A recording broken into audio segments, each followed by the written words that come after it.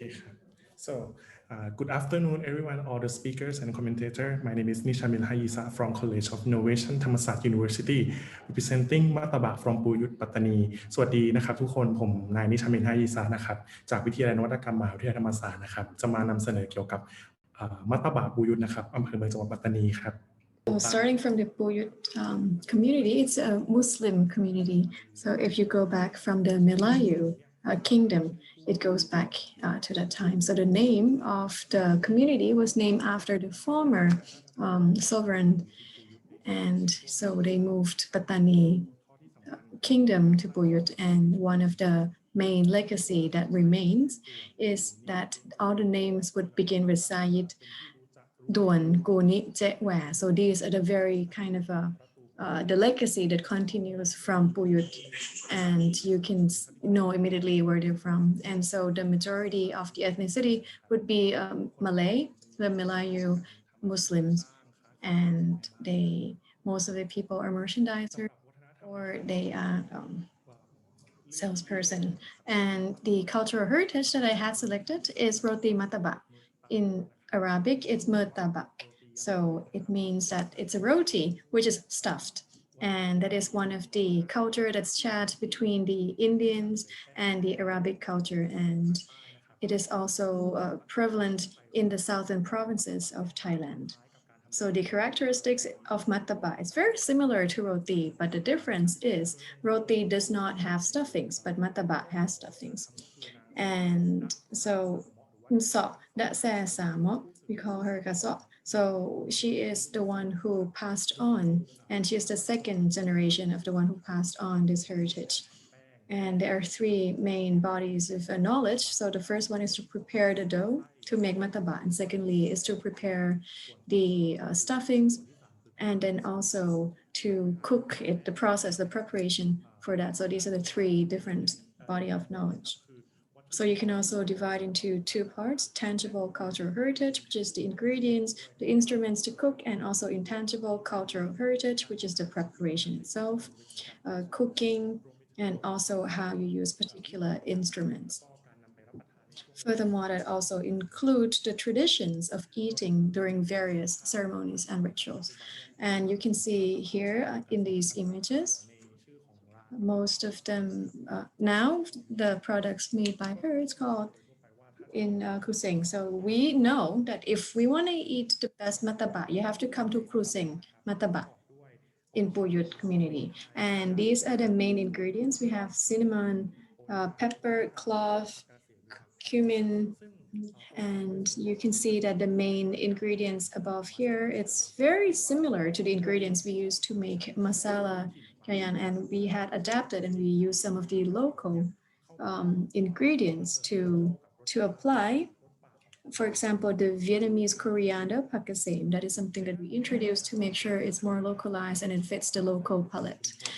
And mataba, it's a symbol and it's quite a branding of Puyud community. It's also used as the OTOP product, and it's also known through peer-to-peer and recommendation, mouth-to-mouth recommendations.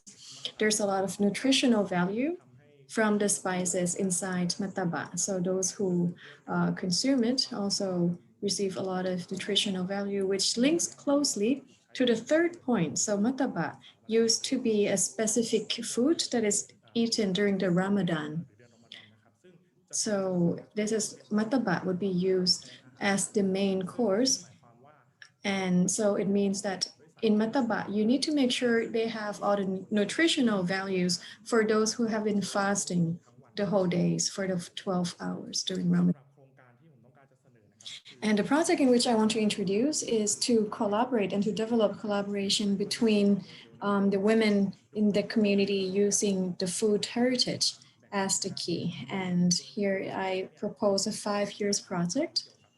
So in the beginning, phase 1, we can start with knowledge development. So we can perhaps use inventory as the model. And the second phase, we would focus a lot on awareness raising on this body of knowledge amongst the women groups. And the third phase is also to promote the safeguarding of the women. And this one is in alignment with the 3 SDGs. The first one is number 5, gender equality.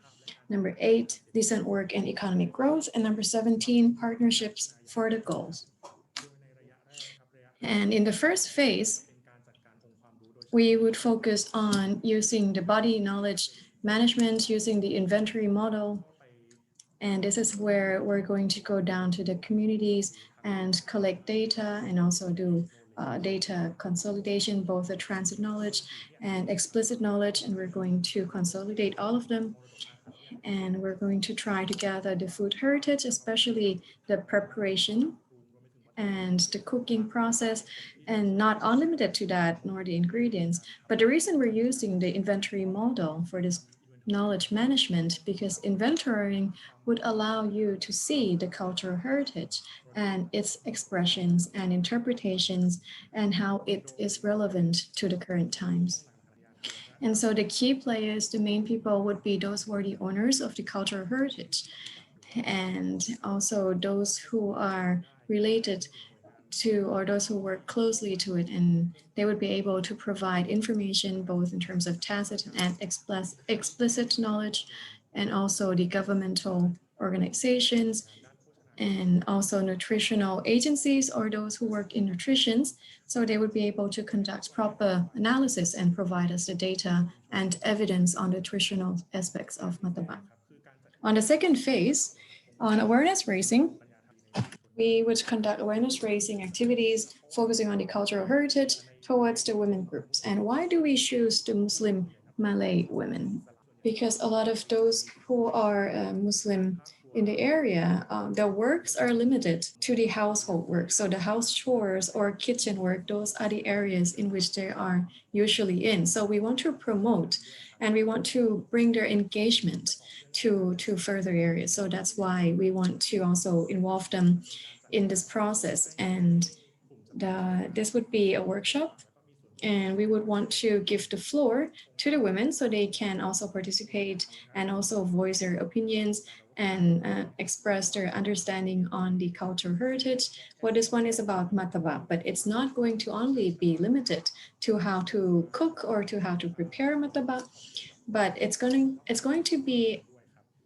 to also involve a lot of other aspects, for example, security, social issues, and so on. And usually a lot of activities are conducted by the government, and it focuses on this one-way lecture. So we want to change and we want to adapt that, and we want to conduct a workshop which is more participative, and so that the women can also express what they have learned and they have achieved from the workshops. The third phase would be on the safeguarding. So this one would focus on the target audience, the women who had gone through the previous workshops, and they would be able to come out or design their own proposals and the activities which would promote the safeguarding of their own cultural heritage. It may be some economic activities, income generating activities, it could be some cultural academic activity or collaboration between different communities, for example. And the reason that I wanted to design this, because it's like projects under projects, and at the end of the day, it is the community members who hold these traditions. So therefore they really maintain the key persons on safeguarding it. So therefore you really need them who actually live these cultural heritage to play the main part. And in the past, the government had tried to conduct a lot of activities, but it focuses a lot of management coming from top down. But now we're changing it, and we're grassroots, especially the women who would play the role in that. And for the budget, we are estimating that for 5 years, it could be around 500,000 baht. So the budget would focus a lot on the first and the second activity, which is knowledge management, and the workshop and activities to promote the roles of the women inside the community. Because I believe that at the end of the day, we cannot just have 1 or 2 workshops and that's it. Because you need to make sure that it's that continuity and there is the continuation of the work. And then also I want to make sure the women are allowed to go to other different communities for more exposures. And at the end of the day, the purpose and the objectives of this project is that I want to make sure that the women, they understand that actually they can also take part in community development. And for the Mataba group, this is it. Thank you so much.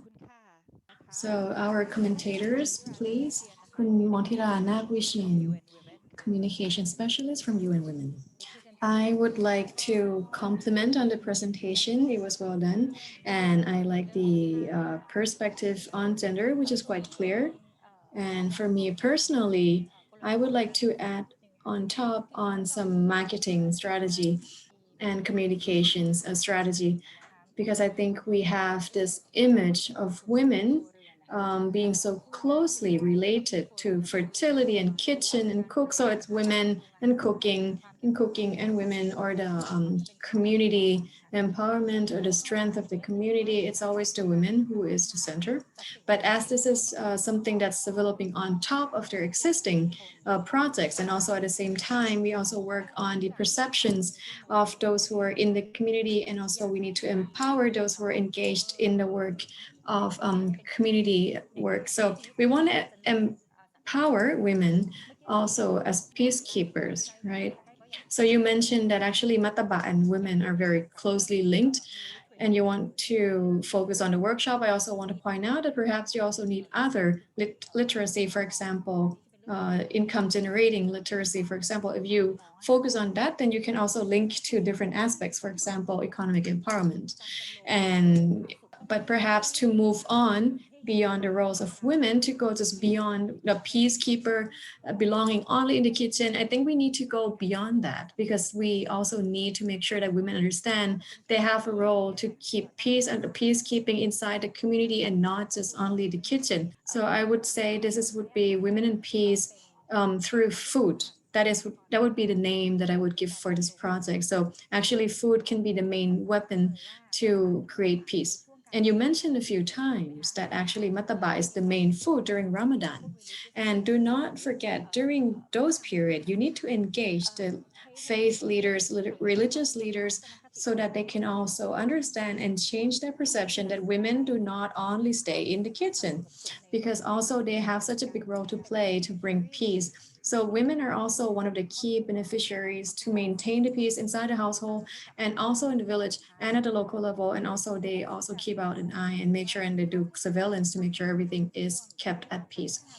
And if the women from the South, if you want to already really develop them, you have to engage men and boys as well, and also girls. And how do you engage men? You make sure you give them the membership so that they can also be part of this, and that they can also partake in these activities. When I went to the South, I saw women work so much. They do everything. They do rice cracker frying. They cook, they do networking, they do mushroom farmings, and we see men just sitting there gathering and, like just, like doing some bird hobbies or something, and women are super exhausted, and women is doing everything in the kitchen, they're cooking, and men are just there, like laughing, gathering around, and, raising birds and keeping birds. And so but when I was going there, and I don't go with any bias, but I also want to say that we want to remove this discrimination and stigmatization, because women don't belong in the kitchen all the time. So we have an important role to keep peace and generate peace in the community. So, and food is also a very important medium to link this. And that's my only comment. And SDG 5 was very clear on gender. And actually, we can actually push further in the SDG 5, because women can also be agents of change in everything. So that was a good presentation. That was very clear written. The proposal is clear. There's a good cycle, and monitoring evaluation. Perhaps we need to make a little tweak. I think communications could still be something that could be improved. But if you want to highlight women as peacekeepers, I think that's something quite fascinating, and it's very promising. Thank you. From the Government Savings Bank, Kurilani said that. Hello, Nishamin. You did a very good presentation, and I am really impressed for your period. Your project proposal seems very clear. You have short-term plan, long-term plan, 5 years plan. That's very well done. And the problem is a bit of the budget. I don't know if that's too much. So maybe you need to calculate it, the budget. And I have one curiosity. So why Pattani Mataba? Are you from Pattani or are you from Bangkok? I am from the community. I'm from Pattani. So usually people in Pattani, Narathiwat or Yala, so we know that this is one of the identity, right? So like when we talk about Mataba, everybody knows you have to go to Puyud, and that's how it is. So if you want something delicious, you have to know where to go. So each community has their own food, and that's why I brought up Mataba as the key of cultural heritage.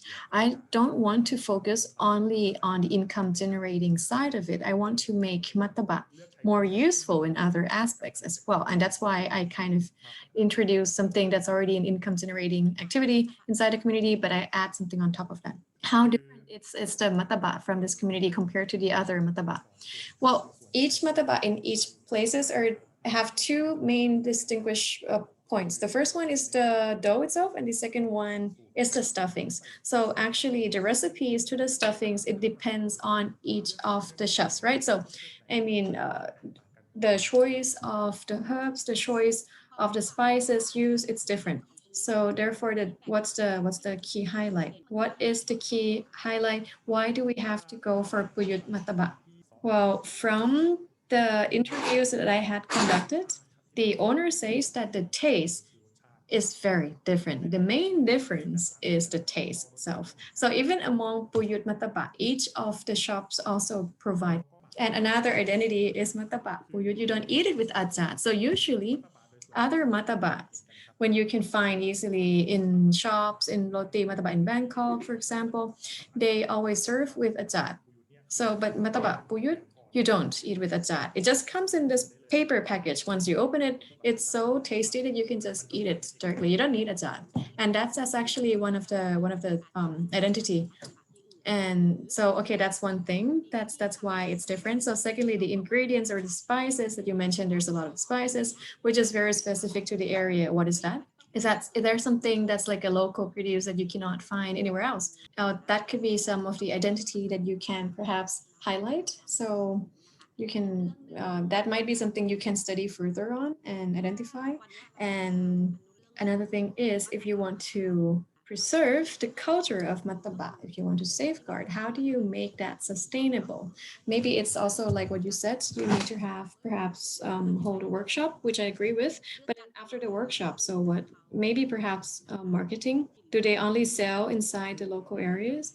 So actually, in my personal opinion, I think that the workshop itself would focus on the knowledge training and increase literacy so that people understand how valuable mataba is, right? And after they understand that, then people know that there is that potential for them to develop mataba. So it would be on themselves. So it will be themselves who attended the workshop who develop their own proposal. So it may be some income generating activities, it may be new packaging designs, it could be new ways of marketing, or they can even try to make it more academic, like or conducting activities inside the schools or high schools inside the local high school, for example. So I want to give them that space. So within the process, it could be starting from, okay, first you have the knowledge. And once you have the knowledge, then that's the point in which they can grow further and they can think on top of that. So that's what I think. And so I think that our role is as a facilitator for them, right? So what do they need? So perhaps they need some knowledge on marketing, then we would provide it for them. We facilitate that for them. So if they want to know some more of evidence, some more of historical background, we can also provide that for them. But I want them to come up with those ideas themselves. Yes, I would like to say that once you already start this, then don't give up. Then that's only when you would see the sustainability of the community so that they can gain sustainable income. Thank you. So thank you so much.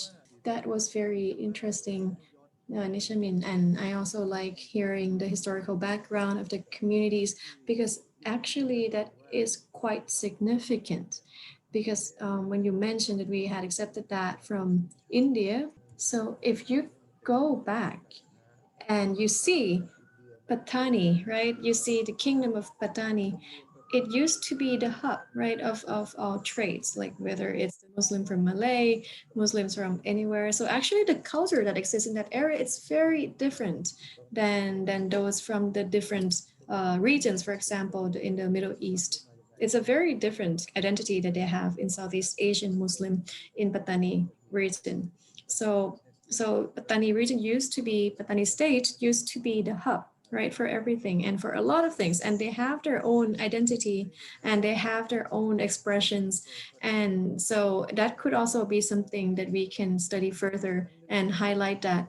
And another part is when you discussed about development, one thing is, so perhaps mataba is perhaps not something that they eat on a daily basis, but what do we need to preserve so that they don't disappear? So what identity do we need to safeguard? And another side, okay, so the first one is identity, and the second one is actually on marketing. So if you look at it in terms of monetary, perhaps you need to think about improving the quality of the products.